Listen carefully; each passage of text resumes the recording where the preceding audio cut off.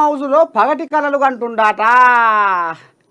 మాదే బీఆర్ఎస్ పార్టీదే అధికారము. ఇక చూడుర్రి కథ కానిస్తాము, కమ్మిస్తాము.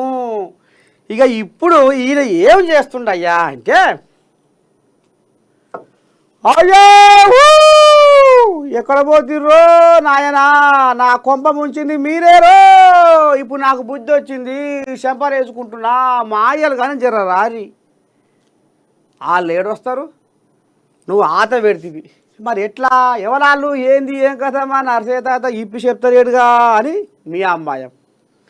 ఉద్యమకారులు మరి నేను ఎట్లా ఓడిపోతి, ఏమైపోతి, ఎట్లా ఇదైపాయే, ఎట్లా పుసుక్కున్న కుర్చీ రేవంతమయ్య గద్దొచ్చి కోటి పిల్లం కొట్టుకుపోయాను కొట్టుకుపాయే, అసలు ఏం జరిగారో తెలంగాణరా అని పాపం రేవంతమయ్య ఫామ్ హౌస్లో ఈ రకంగా అంటే ఇది కోపమేనే ఉంది కానీ ఇక ఆడ మస్తు బాధలో ఉండు ఫామ్ హౌస్లో.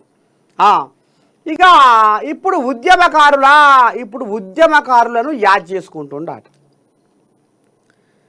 ఇక ఈయనకు ఇటు నారచంద్రయ్య బాణం ఒకటైంది.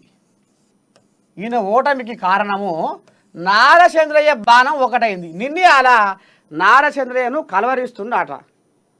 ఆయన వల్లే మనకి ఇదైనట్టుంది, ఆయనే ఏదో చేసిండు. మరి గతంలో ఈ సుఖం పూస పెద్ద మనిషి ఒక మాట రెండు మాటల ఏడికి పడితే ఆడికే ఒక్క కూత కూర్చుండు, ఆ మురికి కూత. అబ్బా అబ్బా అబ్బా అబ్బా అబ్బా అబ్బా అబ్బా. ఊర్ల పైకి కూలినాలు చేసుకుంటారు కూడా ఆ మాటలు మాట్లాడరేమో. నారచంద్రయ్యను ఏడికి పడితే ఆడికి ఊరినే పండ్లో అని పండ్లగా అమ్మని అమ్మిండు నారచంద్రయ్యని. నారచంద్రయ్య ఊకుండా లోపటంగా అయితే ఇప్పుడు ఎరకే